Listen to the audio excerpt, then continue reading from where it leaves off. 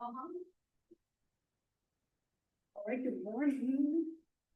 Everyone enjoy all the rain yesterday?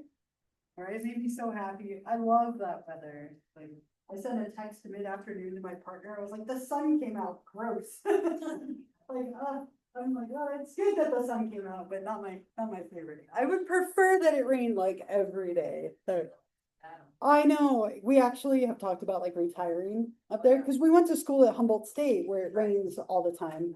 And like I love those trees and I love the rain, but then there's like nothing up there, like there's so few restaurants, and that matters to me too. Things to do. But yes, I'm like, maybe Washington is where I'm destined to like retire or something. Somewhere cold and rainy. Uh, had another thought, but now I'm thinking about cold and rainy. Right, that sounds good. At least there was no soccer yesterday. It was just like a nice mellow evening. It was so nice to have a day off. But what we'll do today, we'll move to chapter 3. I think this is kind of a fun. 3 and 7 are our next chapters, and they're kind of fun. I think they're like all communication stereotypes and patterns, and then relationships and falling in love. Right, so very I think interesting, kind of fun topics. Everything in here is pretty interesting, but these are fun ones. Looking at a lot of stereotypes in this chapter, gender communication stereotypes, which sometimes hold up and sometimes don't, but we'll go through them. So what we'll look at in this one is communication right today, and I have a lot of little video clips. There's a lot of movies featuring these topics, some kind of interesting books featuring these topics. So when we're talking about communication, right, we're talking about trying to convey meaningful information to someone. And we can obviously do that verbally in the things that we say, but we do a lot of our communicating also non-verbally. Have you ever had someone walking up to you and you can just tell they're in like the worst mood and they haven't even opened their mouth yet? Like you can tell from their body language, right? That they're tired or they're cranky or they're angry or whatever, right? Like you can tell so much from things like eye contact, how you hold your body, like all those like kind of non-verbal pieces of information.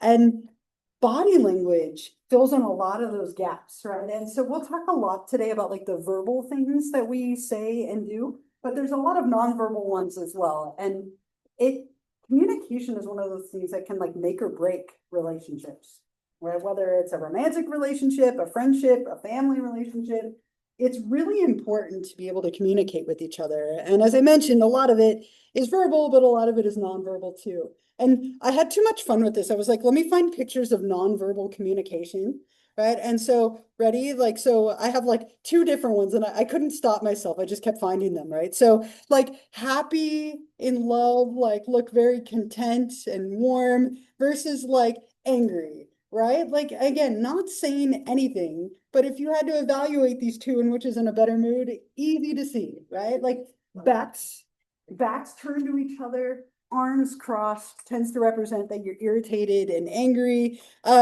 Open, looking at each other, smiling, right? Like very open level of communication, versus like eye rolling is tending to be viewed as like contempt.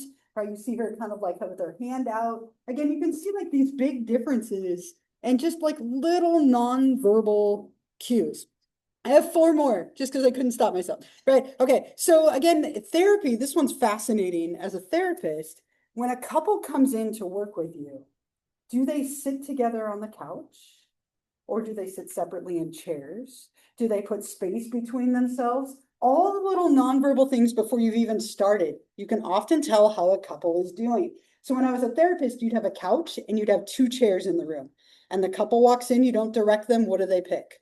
Right? So fascinating. Haven't even said anything yet. Right? And so like, do they sit together on the couch, like arm around each other, or do they pick opposite ends of the couch and cross themselves off from each other? And you see that a lot. You can tell right off the bat, this couple does not look like they're doing fantastic versus they're much more open and like close. So just another like random interesting thing. And then one more, like staring at each other lovingly versus like eye rolling in contempt, right? So just again, these little nonverbal things can say so much without even opening your mouth. We'll focus mostly on verbals from here, but just to kind of put that point up. Yeah. Yes. Yes, so, okay, so I've never been in couples therapy as like my own relationship, but I've been a couples therapist for different couples, like when I was training to be a therapist. Um, Fascinating and terrifying, right? So I will tell you is my favorite, but most terrifying type of therapy because it can get heated so quickly, right? And I always had this like moment with my couples where like you bring everything up and then you send them away and you're like, I hope I see you next week. Like, don't murder each other in the car on the way home, right? And so it was incredibly fascinating and rewarding, but I was always scared of the boundaries because like you see them for an hour and then you send them off and you hope that they have a good week and come back, right? But I loved it. I once worked with a triad of gay men, and that was the most interesting therapy I've maybe ever done. Three men in a relationship together, and they were fighting and there because they were having jealousy issues because two of them were having sex with each other more than the third guy. And it was so interesting. Like I just like I could have sat there for free, like for weeks with this with these three. And right, but one of them felt left out. And so they were like, we love having a group of the three of us, like there are more hands to do everything. And I was like, well, that's kind of the problem too, right? Like, a little bit. But it was probably one of the most fascinating, like people that came or groups that came into therapy. It was three men struggling with jealousy. And so they had to like, we worked on like trying to make like a fair rotation of who had sex with who when. It was amazingly interesting. And they stayed together, which was the nice part. Like sometimes people come in with the goal of breaking up. Yeah. And sometimes people come in with the goal of staying together, or they don't know. No, no, no. What's like the age? I imagine Yeah. I guess like your experience from like now, I guess. So what I tend to see a lot of, well, so at the time I was at a college, and so we dealt with mostly college population. And so there were three men in their like early 20s, like who were together. And like the other couples like were in their 20s or 30s. And so you tend to see more people who are like in a long-term committed relationship. Like so they don't have to be, but it could be married or not. Right. But they were typically older, right? People who had been together longer, so they were more invested in trying to make it work and last versus maybe breaking up. It was oftentimes people with kids too, like because the kids created a new dynamic that made issue, right? But it was such an interesting. My favorite by far was couples therapy, but it was scary at the same time. Right? So, like I said, we'll focus from here mainly on verbal communication, and there are a couple of like really big pieces of work when it comes to this topic. And I have both books. I'm going to pass them around if you want to take a look at them. But I'm going to talk about both of these because they're kind of more than what the book proposes. There are two big like researchers. One is Deborah Tannen and one is John Gray. And one's a little bit more like popular and one's a little bit more like academic. But these two people wrote two books, and they're very fascinating books related to what we call genderlect. Genderlect, kind of like dialect, is the differences between the ways that men and women stereotypically communicate. Very, very popular topic to study, riddled with stereotypes and overgeneralizations. Okay, but those two books that I'm passing around are some of the most famous works related to this. Really, really interesting, easy reads. And what I want to do for you, I want to play you the first like 3 minutes of Men Are From Mars and Women Are From Venus. And I think it sums up really well the whole book and like a little bit about like this whole topic that we're going to cover, right? So what we see is an incredible amount of like, again, stereotypes, overgeneralizations, and so on. Oh, I have one clip before that. I forgot. I don't want to skip it. It's from Wednesday. If you've watched Wednesday. There was a great example of gendered communication in this movie or this show. I want to put typical male, female, like communication problems and like interactions. Yeah. like people not understanding their hints and stuff. Yeah, And I don't really date, so I'm just sitting there like, just, I don't know. Like, Yeah. I don't get the hinting. Yeah. Maybe that's right. And like women are more likely to be like indirect and kind of hint at things, and men are more likely, and these are again complete stereotypes, right? To need it like to be kind of hit over the head with it. And so oftentimes like the miscommunications that happen, right? Just tell them, right? Like it'll make it so much easier. But stereotypically, that tends to be a big one, right? And so people like Deborah Tannen, who wrote the one book I'm passing around that you just don't understand, wrote a lot about this topic. And then so she writes about all of the like big issues for men and for women and how they tend to communicate, and then how that leads to problems in like male-female relationships.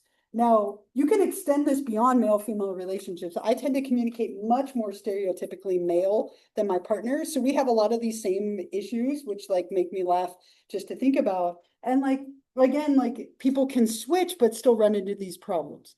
So she talks a lot about rapport talk versus report talk. Women, stereotypically, again, riddled with stereotypes here, that women are focused on rapport. They want to establish relationships and connections. So when they talk about their day, it's more about like the interactions with other people, things related to connection and relationship.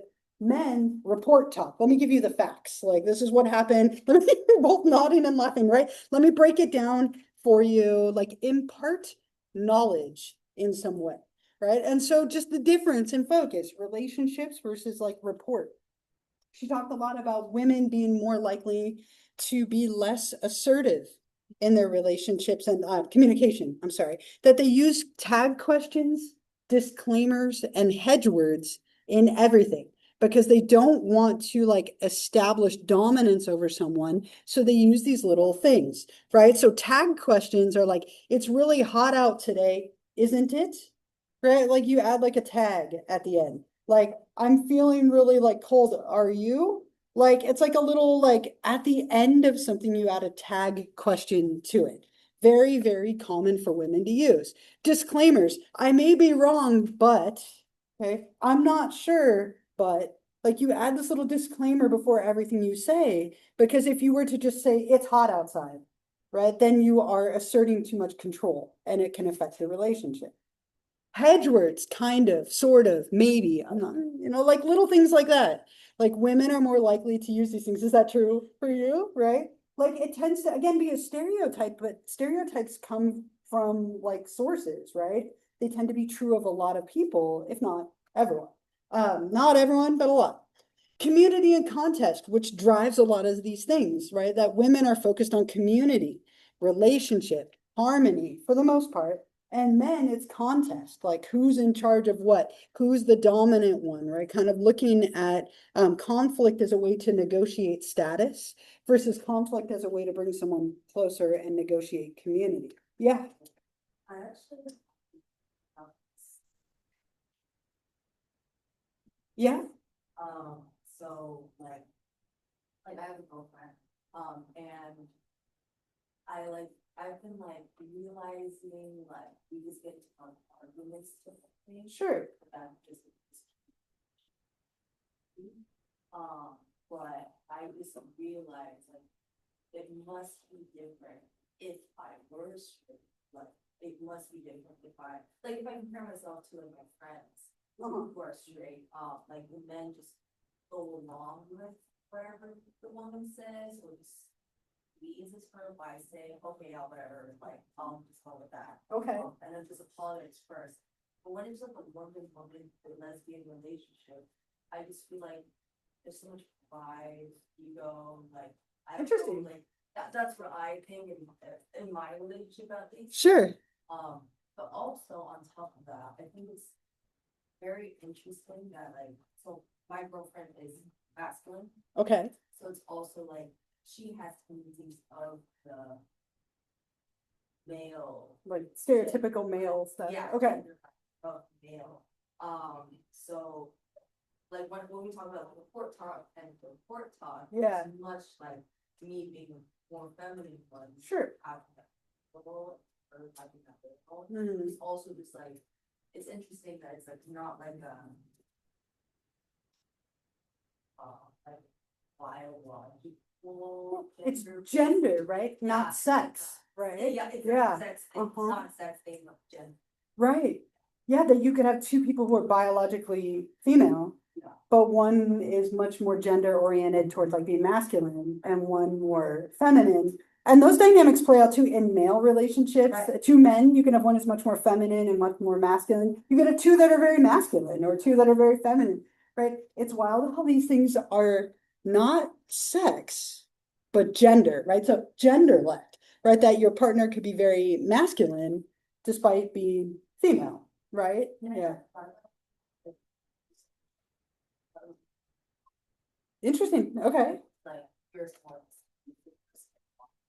Mhm. So that's. Yeah. And that these can play out not only in heterosexual relationships, but also in homosexual relationships.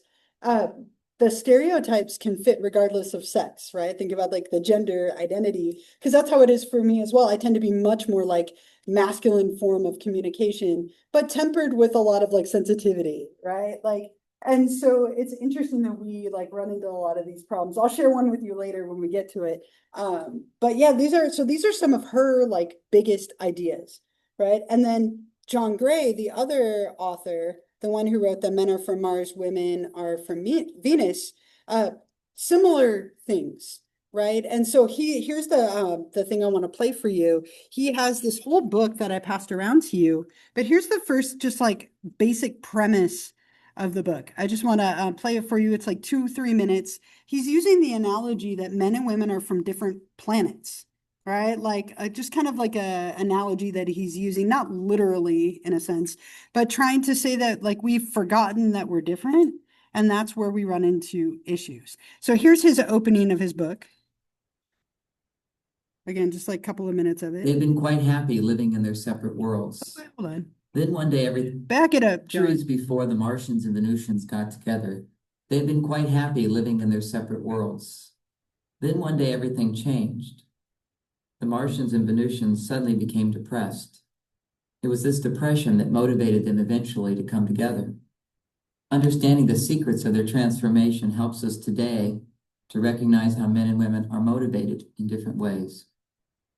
With this new awareness, you will be better equipped to support your partner, as well as I feel like it started in a weird spot here. I don't know. the why. biggest difference. Centuries before the Martians and Venusians, women misinterpret them. Okay, hold on. I have one more way of getting to it. Look, again, saving things in multiple ways, right? Okay, hold on. I'm not sure why, like, all of my clips today have been, like, irritating. But that's all right. That's okay. We'll get through it anyway. Hold on. Video. Let's see if this will work instead.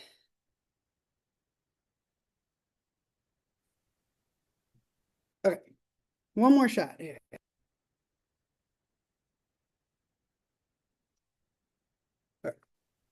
Audio presents Men Are From Mars, There we go. Women Are From Venus by Dr. John Gray.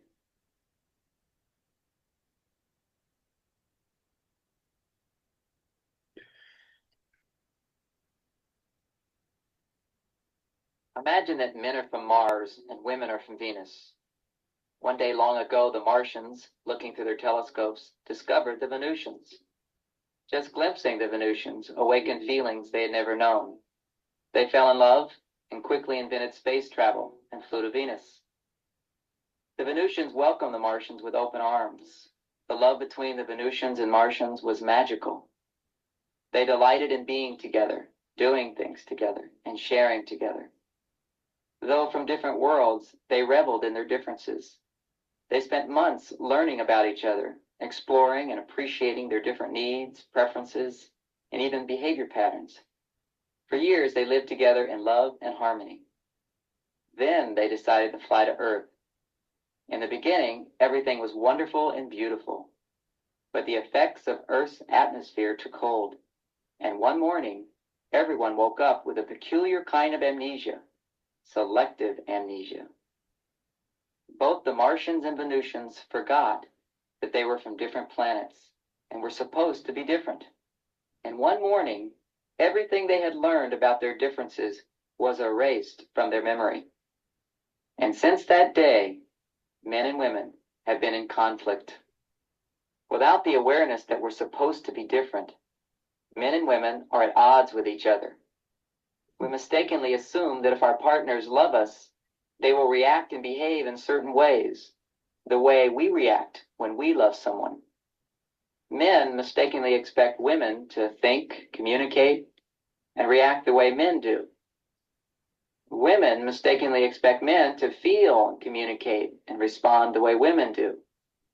We've forgotten that men and women are supposed to be different. As a result, our relationships are filled with unnecessary friction and conflict. Clearly recognizing and respecting these differences dramatically reduces confusion when dealing with the opposite sex. When you remember that men are from Mars and women are from Venus, everything can be explained. Okay, so it's just again, like kind of the main idea of that book, right? That like men and women are like literally from different planets. Somebody playing music or something? Yeah. Yeah, I noticed it. It's coming from around this area. I'm like, everyone stares at you. It's you. Oh. Everybody's like looking around. I'm like, I know I have awful hearing. You're okay. I just thought I was going crazy more than anything. All right, thank you. So that's like the main premise of this book, right? That like almost like we're from different planets, we've forgotten how to communicate with each other, that we have different styles. And so some of his like really big ideas is that one of them is that women want to be listened to and men want to offer advice, right? This is a big fight that a lot of couples have, right? Like, I just want you to listen to me. Why do you keep trying to fix it? Right? My partner this morning on the way here, this morning, right? We had this like, it wasn't a fight, but it was like a moment. She was like, I'm just telling you, I don't want you to fix it. I'm like, but I want to fix it, right? She was like, I really want a sausage McMuffin from McDonald's right now, right? Like, she's like, I'm hungry, I really want that. And I was like, oh, I don't have enough time. I would so go get it for you, but I don't have enough time. She's like, I'm not asking you to fix it. I'm just telling you that I want the sausage McMuffin. And I was like, but you told me, so I really want to fix it. Like, I want to like, I wonder if I could bring it down, like looking at my clock, like, can I make that happen? And she's like, I don't need you to fix it for me. I'm just telling you. And I'm like, okay, but I just want you to know that I wish I can fix it. Right? And she's like, thank you. And we moved on, right? But like, that is like such a common like male, female, like argument thing. Yeah. That's so funny because I literally have like the same exact thing that happened like last night. Yeah. Like with like my boyfriend. Yeah. And I was just telling him about a situation about like how I'm not included in this friend group and like I don't really care if I'm included and I'm just talking about my frustration, just like, oh, you should talk. And I'm like, I'm not trying. I don't want to solve it. I'm just telling you how I feel. Right? And it's such a common one, right? Like where women are so, I just want you to listen to me. So we have this thing now, and I forgot this when I was hired, but I forgot to ask. Do you want me to just listen, or do you want me to try and help you fix it? Like that's like my therapy side right there, right? Where I'll be like, she'll be talking about something, and I'll have all these ideas of how I can fix it. And do you want me to just listen, or do you want me to help you fix it? Right? Like that helps, but it's such a big one, right? Yeah. Did you have Yeah. Also, I guess another thing, like the lesbian relationship is also when you're self-esteem up Uh-huh. and you're both on your video. Uh-huh. You're like, I'm in pain. Well, me too. I'm not gonna get to chocolate. Well, but like I want chocolate. Sure. I'm in pain. It's like those type of things. It's just like very that if anything like getting head or like any other relationship. Yeah, that could be a potentially very intense few days. I'm saying, no, me and my girl, we don't sit down and like, I'm not. If you ever go off to college and live in an all-girl dorm, it's very common that women start eventually to sync up in their cycles. And it was a joke in college where like we lived in a mixed dorm, so floors 1 and 3 were female and floor 2 was male. I don't know why, there was only one dorm where they did that, and that was the one I ended up in, and the guys would be like, don't go upstairs or downstairs this week. This is not the week to go off the floor too, right? Like it was just like this ongoing joke that can happen when women spend a lot of time together, that their cycles sync up, right? It could be, Like, that's the thing. Yeah. So it's just like. yeah. There's like the male role and the woman role. Yeah. But doesn't matter what gender, sex, at the end of the day, when you're both of your periods. I'm losing. Like, That's funny. Nobody's winning though, yeah. Yeah.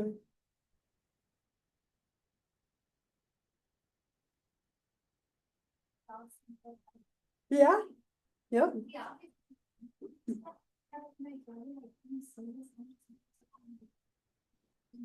yeah. Right, that is funny, and it can happen within families, within friends, within dorms, within relationships.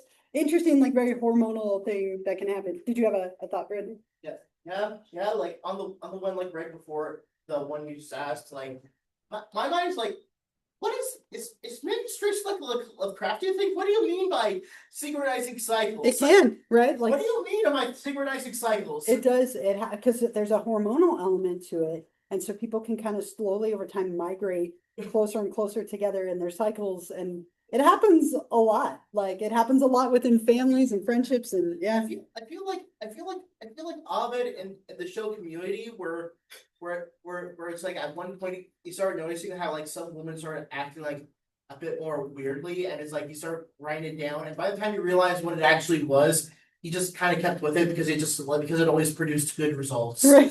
That's funny. Yeah. Yeah.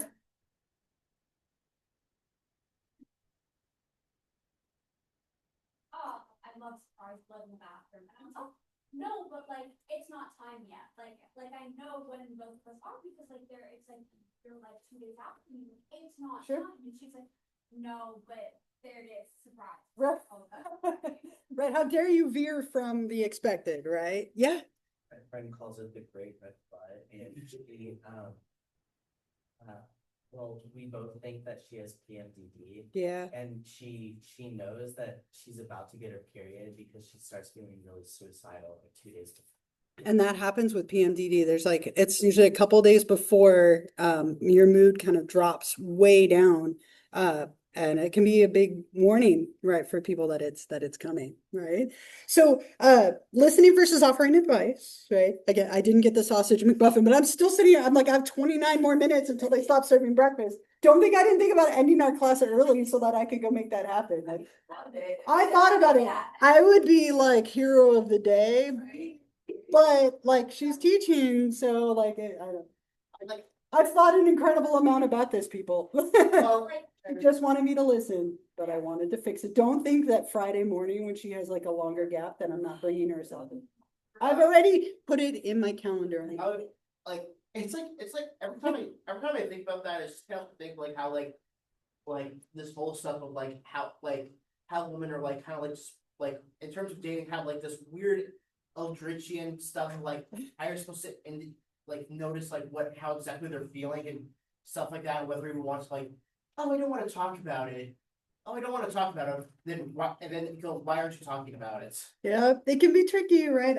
And legitimately, I appreciate about my partner. She legitimately did not want me to fix it. She just wanted to complain that she wanted the sausage McMuffin, right? But I'm still gonna fix it, people. I'm still going to eventually. It might take me a few more days than but I will. Yeah. Well, I know we have material, but I just want to say one last. Yeah. So like, my parents are just always like, oh, you're so spoiled, who's gonna marry you, blah, blah, like all that shit, right? And I'm like, no, that woman catered to my needs. There you go. You just need to find the right person, right? Yeah. Men want to go to their caves, women want to talk. Another really big one, right? Like when, especially in conflict, when men and women fight, stereotypes, all stereotypes, men typically want to retreat and be alone, and women want to like sit there and talk and work through it, right? So this can be a big one in fights that you have to learn how to navigate, according to Gray, right? Of giving space, but not too much space, and allowing the cave versus talking. He also said that men are like rubber bands. They will only pull so far away before they snap back, versus women are more like waves and they have like ebbs and flows of their like level of connection and like interest in another person. So that kind of looking at how these things can lead to issues in relationships. And again, this is such a huge topic within like this chapter of like stereotypes between men and women. And we've brought up a few of them, but let's bring up more, right? Because they're fun to talk about, right? So I want you to think about, I'm not gonna have you get into groups, like, because I think you all probably have ideas. But what are some other like stereotypical male communication things? Can you think of anything off the top of your head, like stereotypical ways that men tend to communicate? Can you think of anything? Yeah. Speak very. Okay, so lack of emotion. Okay, what else? Can you think of any other ones? How men tend to communicate? Yeah. No, not all men. Stereotypes. Yeah. Yeah.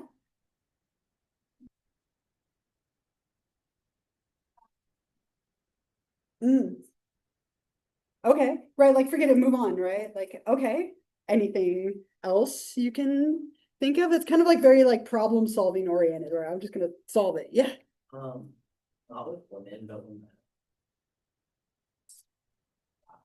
they like make jobs at each other under the guise of like joking or like Okay. room talk. And this is especially prevalent with like in communities. So Mhm. like if one person has a problem with the other, they'll like make jabs at them throughout Yeah. the call, and they'll be like, I'm just joking, but they actually have a problem. Okay. They're trying to express it. Yeah, yeah, I've heard that a lot as well. Yeah.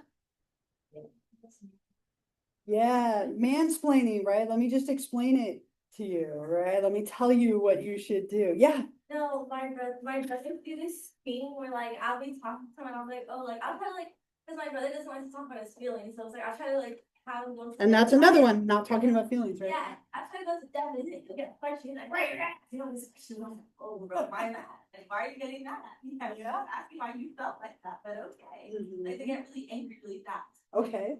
But not wanting to talk about feelings, but then the anger comes up. Yeah. Anger is a feeling, by the way. Right.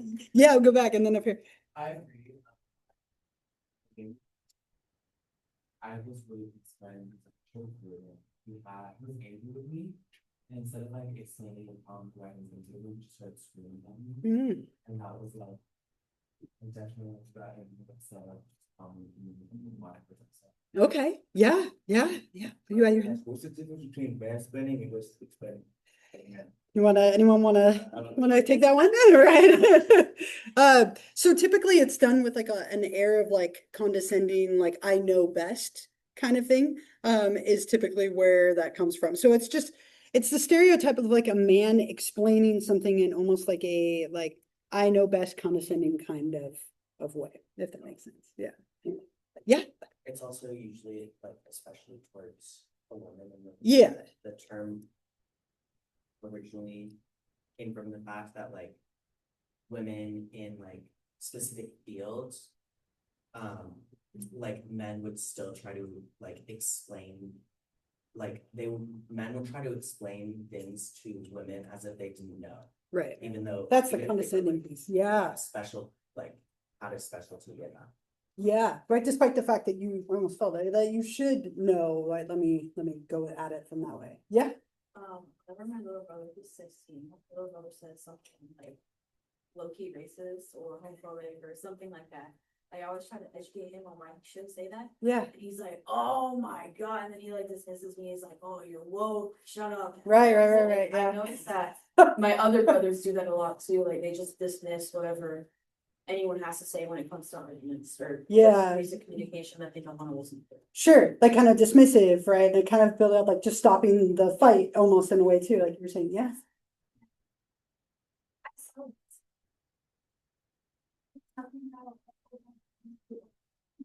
I get to the person, he's like, ladies, do you know he's like, oh, yes. Yeah. Right. Yeah. Please enlighten us. Right. Some other ones that I have written down, speaking without thinking, very like stereotypical male communication thing. And again, these are stereotypes. A lot of people speak without thinking, but it's a stereotypical male. being short and to the point, being very direct, assertive, competitive, oblivious to feelings. Right, you're like, yes, all our fights right here. Say it, right? Any other like stereotypical male ones before we go to the other side? How about stereotypical female communications? Opportunity to turn the table, yeah. Here. Okay. I love that you can own it though. You're like, but it's true. You're right. Yeah. I feel like a lot of girls feel like I'm fine, even though they know they're not fine and they're waiting for like kind of like that reassurance, kind of like, you know? Oh, I hate the fine. Can I tell you a story? Yeah. This was yesterday, people. Yesterday. I've had two. I've had like a wealth of material in the last 24 hours, right? So last night, fine, speaking of fun, I was like, where do you want to go to dinner? This is my least favorite question to ask my family of women, right? I have 3 daughters that are 11, 11, and 13, and a wife, right? Last night we got home. Where would you all like to go to dinner? And then I just cry on the inside for this question, right? And my wife, anywhere sounds fine. Anywhere's fine. Great. How about pizza? I'm not so into the idea of like, I don't really want pizza, but anything else is fine. Okay. How about Don Cuco's? I don't really want Mexican food. Okay. How about, I suggest like 3 more things. I mean, so, but not really. I was like, I thought you said anywhere was fine. And she's like, well, it is, just I'm not really overly in the mood for those. And it's like, so what are you doing? Like, what sounds good to you? Like, because I was like, I'm feeling very open. Like, what sounds good to you? She's like, well, anything sounds fine. But not here. We're down to like 3 restaurants in Simi Valley at this point, right? Like, we don't have any restaurants. And I was like, how about like the Habit? I was like, I'm just sitting there like, well, just tell me what you're gonna eat. And she's like, well, let's let the kids pick. I'm like, great, let's play this game with 3 kids. I can't wait. So I go up to my children. There are 3 girls. Girls, come here. Like, where do you want to go eat? Like, I suggest here. And mom said, no, where do you go? You guys pick somewhere. And like, my oldest, anywhere's fine. Oh, so I had to talk to your mother. Like, and she like legitimately was like, anywhere's fine, you're good, right? It was like, thank you. All right, 1 done. Emma, Casey, you guys want to go? Oh, 45 minutes later, I'm like, can we just please go somewhere to eat? I'm like, I don't care, you guys pick. I'm out of this conversation. I've had enough. Like, we ended up at California Kitchen, right? It was pizza, people. Like, it was pizza. I was about to say that's pizza. It had pizza, but she got shrimp in a salad, so I guess it was fine. But like, literally, fine. I forget which one said fine, right? Fine is like my least favorite phrase. Anywhere is fine means I'm screwed. I might as well just like leave now, right? Like, and like it wasn't a fight. Like we rarely fight. It was just a like 45 minutes of trying to choose a restaurant because anywhere was fine, just not the 12 places I suggested. Yeah. Uh-huh. I found a solution with Ellen. Oh, yes, please. I'm big fat. I'm like, please give me the insight. Let's go. Yeah. So what she does usually, she says, oh my gosh, I found a place to go to dinner. I'm like, "Where?" She said, just guess. And I guess where I want to go, if anything. Okay. Where I find appetizing. Uh-huh. I'm like, oh, Cheesecake Factory? She's like, yes, we're going there. I'll try it tomorrow. So there's We'll see. that. I'll see. I'll let you know on Monday. There's more like because family type shit, like a lot of people's opinions. On your phone, you can do like a roulette type of thing. Oh yeah, I've seen that. Yeah. And then wherever you choose, we are. What we've started doing is a family of 5 women. Yeah. And like I'm not sure that I would like necessarily, but we are. There's 5 females in our house, right? But what we do is we each take turns picking. Like so, like, and then it's a huge fight because no one wants to go to that place. But it's like, when it's my turn, like I always pick the same like 3 places. My daughter picks the same 3, like, and so we rotate. Everyone goes 1 to 1 to 1 to 1. And then like 4 people are unhappy, but somebody got to pick, right? 4 people are miserable. Like I was like, all right, great, Don Cuco's my turn. And my kids are like, I hate you. Why are we always going where you want to go? Like you pick McDonald's every time and I don't complain. Like all the fights, right? But what are some other stereotypical ways that women communicate? Yeah, we'll go there and then do it. Yeah. Yeah. Why don't you know what I'm thinking, right? Yeah. They focus more on the principle than the actual, like what actually happened. Okay. So more on like the principle than the facts. Yeah. I don't know. Hmm. Okay. It's like where the men summer their ego and like Mm. all the pride, but then with women, it's like stuff and like smile. Okay. Interesting. All right. Yeah. Or practice, like at least I'll be like, okay, but on March 27th in 2011, and then meanwhile my boyfriend said, I don't know, like we did something last week. I don't know what it was. Sure. But You're like living, like okay, but in 2004, like the year I was born, like you don't understand. right. You have the date and the specific reference, right? I love that. Right. Yeah. Kara, is that a hand camera? No. Oh no. Okay. Anybody else? Yeah.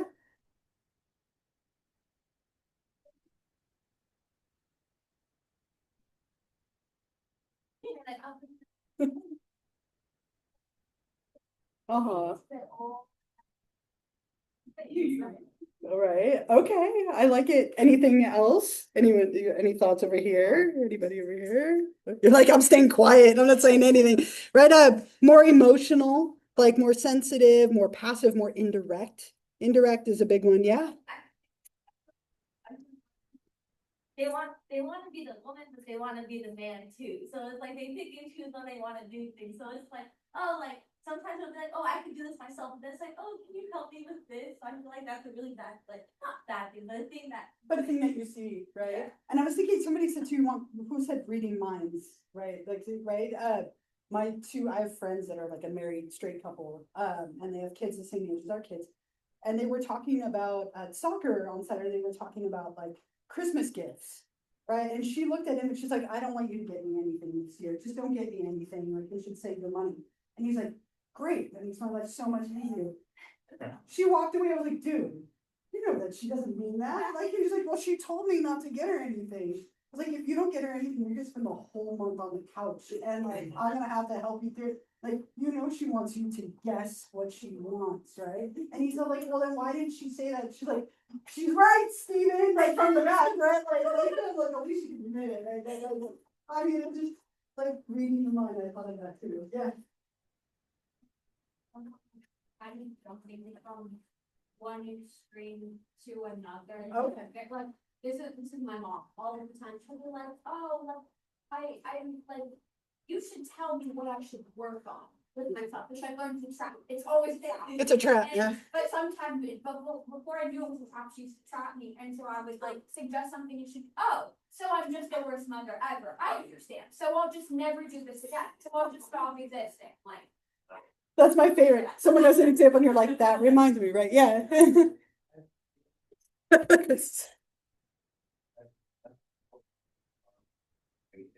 Yeah. I tell them no way, shape, or form like saying she's a bad mother. Right. It's like saying, hey, like this is a lot. You're doing this. And she's like, oh, so I'm just the bad guy. Yeah. Yeah. No, you're like, but like, yeah.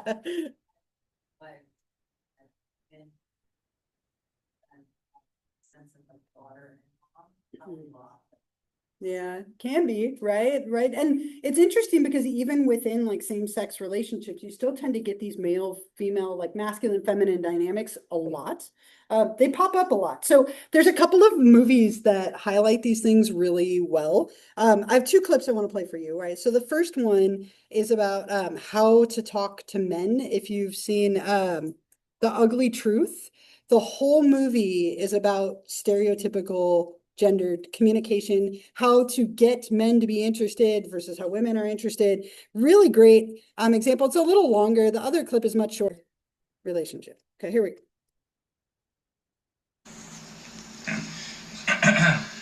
What an honor it is to be sitting here with Peter and Zoe's friends, family, Haley, Robbie's lover, Robbie, Oz, Joyce, Thank you for hosting this beautiful dinner.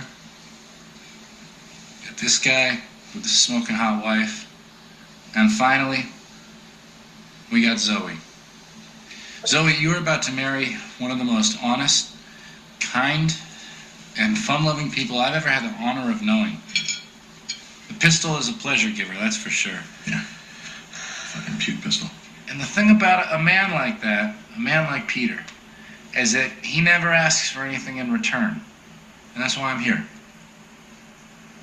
I'm here as Peter's friend, as Peter's confidant. Just to say to you, beautiful Zoe,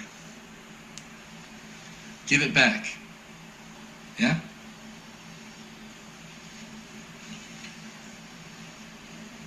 Return the favor. And if you do, I guarantee that you will have a beautiful and pleasure-filled union. I don't think she sucks his dick. Oh, watch your man. With that, I'd like to raise a glass to Pete and Zoe. Cheers. Peter and Zoe. Cheers.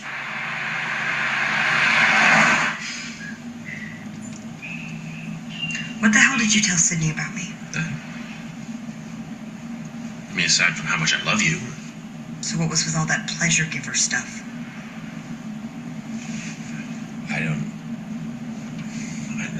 I might have mentioned in passing or something that you don't like doing oral sex. Ew! Peter, that stuff is private! Oh, is it? Really?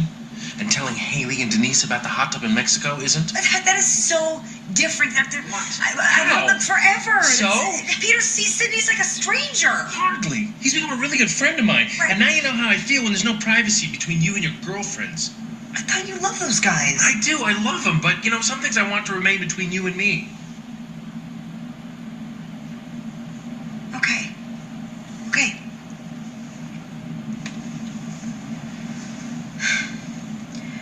By the way, it's not that I don't like doing it. It's just that Rodney just hated getting them. Wait, what guy hates getting blowjobs? He had some weird intimacy problems, okay? By the end of our relationship, he would literally shiver when I touched him. But before that, I always liked it. I liked it. Great. That's great. Perfect. I mean, no pressure. It's not like I'm saying, hey, let's go home tonight and get some BJs. But, you know, look, if Sydney hadn't asked me about our sex life, we wouldn't even be talking about this. That's true. Yeah. You're right. He's more than a little excited, right? Like a big old smile. But like the look that he gives when she brings up like her ex-boyfriend, that like disgusted look is kind of sums up how most people tend to feel about the idea of like talking about